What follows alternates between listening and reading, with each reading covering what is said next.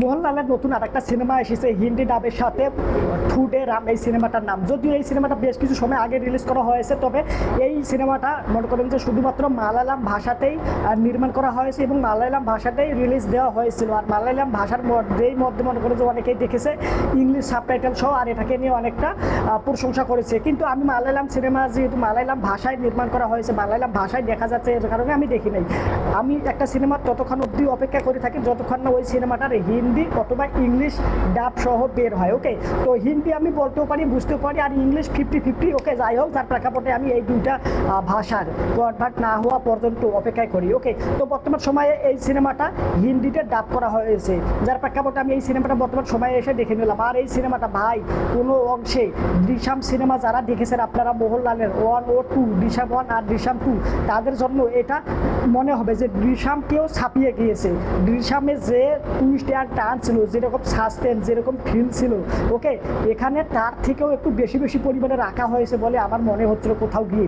আর এই সিনেমাটার মধ্যে মনে করেন আপনার মোহনলাল, বাবারে বাবা কি অভিনেতা, মাইরি কঠিন অভিনেতা। এর যে এক্সপ্রেশন কঠিন, মানে যখন সে একটা, আমি যদি গল্পটা আপনাদের ছোটো করে একটু করে বলি, ও একটা ফ্যামিলি রয়েছে, ওর স্ত্রী, ওর দুটো সন্তান, একটা ছেলে একটা মেয়ে। ওকে, যদিও মেয়ে সন্তানটা তার নিজের, আর ছেলে সন্তানটাকে সে অ্যাডপ্ট করেছে বা হচ্ছে অন্য কারো সন্তান সে বা নিজের বাসায় এনে আশ্রয় দিয়েছে। ওকে, তো এই যে একটা আর একটা কার রয়েছে, অনেক পুরনো একটা কার। ওকে, তো বর্তমান সময়ে আমাদের এটা কিন্তু বাস্তব ঘটনা, বাস্তবে আমরা দেখি মনে করেন যে বেশ কিছু ব্যক্তিগণ রয়েছে অনেক দিনের আগের একটা গাড়ি, মোটরসাইকেল হোক বা যে কোনো একটা কিছু একটা যন্ত্রপাতি বা যে কোনো একটা জিনিস হোক, ঘড়ি হোক বা মোবাইল হোক, মানে যে কোনো একটা অনেক আগের যে জিনিসটা, ওইটাকে সে অনেক যত্ন সহকারে ব্যবহার করে। কিন্তু বর্তমান সময়ে যারা রয়েছে তারা মনে করে যে সে ভাঙ্গারি খাটারি মনে করে এরকম বলে ইনসাল্ট করে।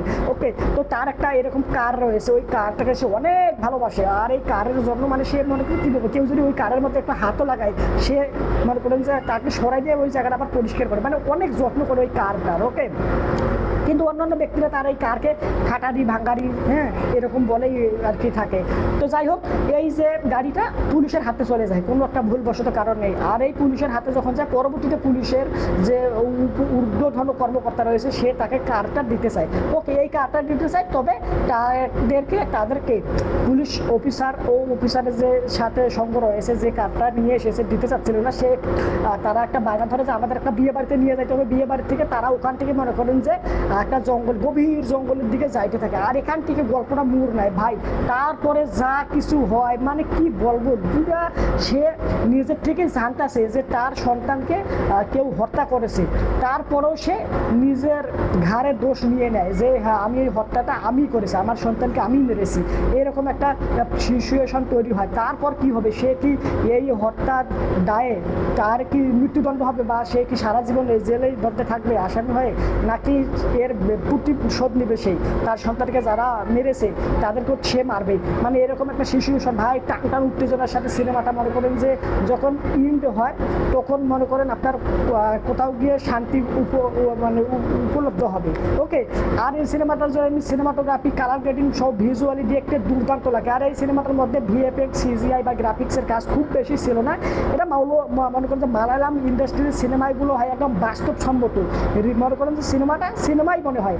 আর অন্যান্য ইন্ডাস্ট্রির সিনেমাগুলোতে মনে করেন ভিএফএক্স, সিজিআই, গ্রাফিক্সের কাজ অতিরিক্ত থাকে, যার কারণে তারা ঠিকভাবে পুল আপ করতে পারে না। গ্রাফিক্স, সিজিআই বা গ্রাফিক্সের বা ভিএফএক্সের কাজগুলো ঠিকঠাকভাবে তারা মেনটেন করতে পারে না, পুল আপ করতে পারে না, যার কারণে অনেকটা এই দুর্বলতা আমরা দেখতে পারি সিনেমাগুলোর মধ্যে। ওকে, তবে মালায়ালাম ইন্ডাস্ট্রির সিনেমা কিছুটা বাস্তবসম্মত, তারা বাস্তব রয়্যাল এরিয়াতে যা ঘটতেছে ঠিক তাই তুলে ধরতেছে, একদম বাস্তবসম্মত, যার প্রেক্ষাপটে তাদের সিনেমাগুলো সত্যিকার অর্থেই একটা ভালো একটা পরিমাণে একটা মনে করেন যে হাইপ থাকে।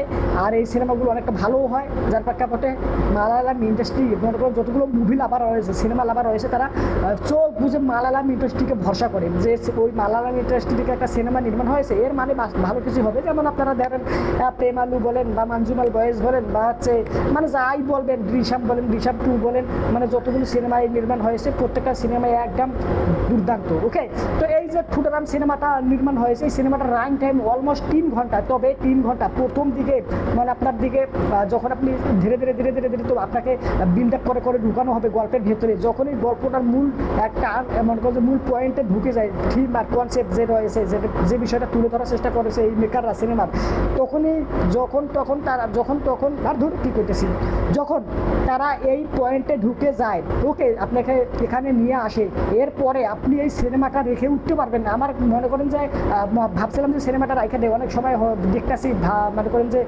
কিছুটা বোরিং বোরিং লাগতেছে, কিন্তু মূল পয়েন্টে যখন ঢুকে, আরে ভাই রাখা তো দূরের কথা, শেষ না করে উঠতেই পারতেছিলাম না, এমন একটা অবস্থা তৈরি হয়েছিল।